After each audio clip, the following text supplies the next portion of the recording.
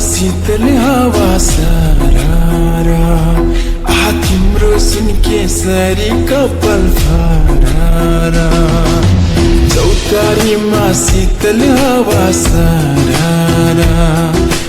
तिम्रो सुन केसरी कपाल फरारा करके नजर लगा